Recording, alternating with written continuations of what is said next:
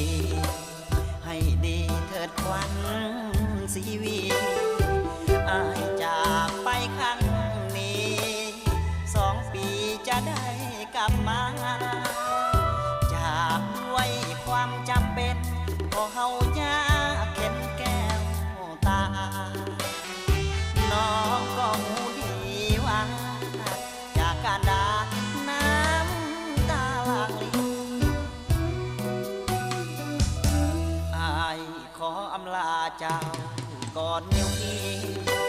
ถึงแม่น้ำตาไหลลินขอกินน้ำตา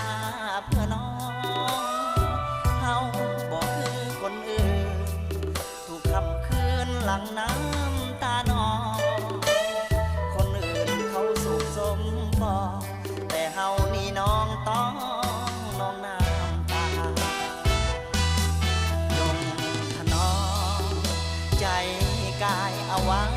ให้มันจงรอวันที่อายจะกลับมาคงมีความสุขต่อกันจริงน้องแก้วตารออายขายเหนื่อยแห้งมาหาแก้วตาด้วยความดีใจตั้งใจให้ดีเถิดนาน้องนา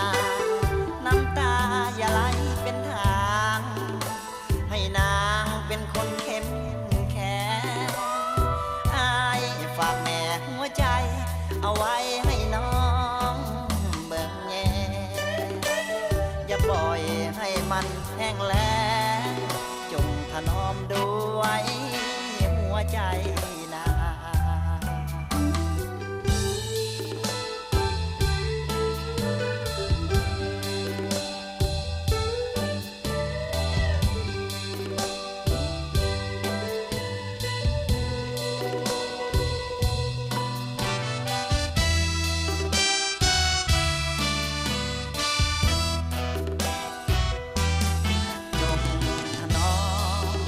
ใจ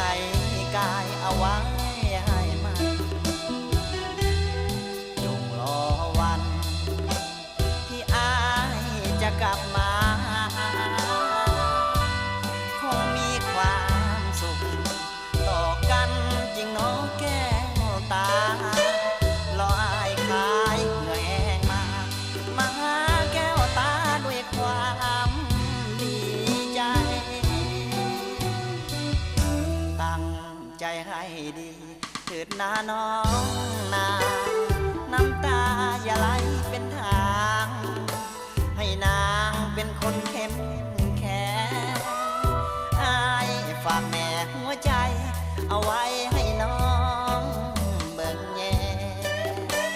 อย่าปล่อยให้มันแห้งแล้งจงถนอมด้วยหัวใจ